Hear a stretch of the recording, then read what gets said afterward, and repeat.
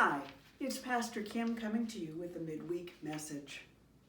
As one year comes to a close and another approaches, before we begin to make all of our plans and set our goals for the upcoming year, it's good to take some time to reflect on the year that was.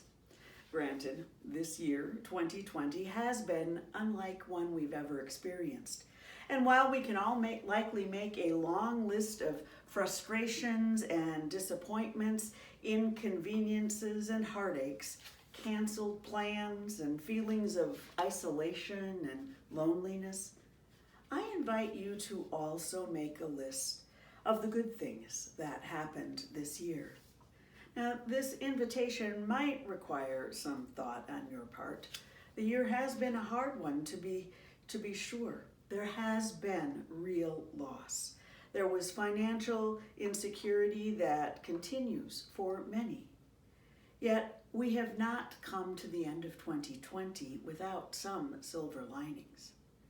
A terrible plague struck the whole world, but scientists responded with unprecedented speed and common purpose, cooperating across national lines to decode this virus and then discover and manufacture vaccines that can prevent disease. Thousands of people volunteered to take the experimental vaccines at some risk to themselves, so safety and efficacy could be tested and proven. We learned to appreciate the selfless dedication of health workers who risked their lives to save ours, and the selfless dedication of truck drivers, grocery stockers, farm workers, so many more who risked their lives to keep the economy from collapsing. We've also connected and reconnected with friends, relatives, colleagues across great distance as we became accustomed to Zoom calls and FaceTime video chats. And the advances made in telehealth, remote work, and virtual gatherings will far outlast this pandemic.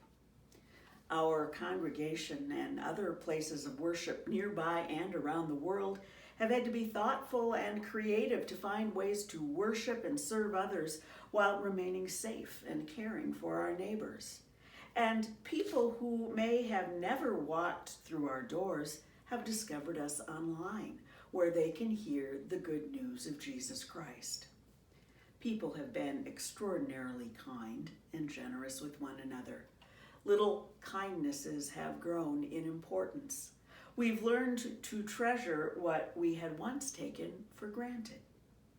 A can-do attitude has emerged in many of us. The human spirit remains resilient even in the toughest of times. We all look forward to flipping the pages of our paper or virtual calendars.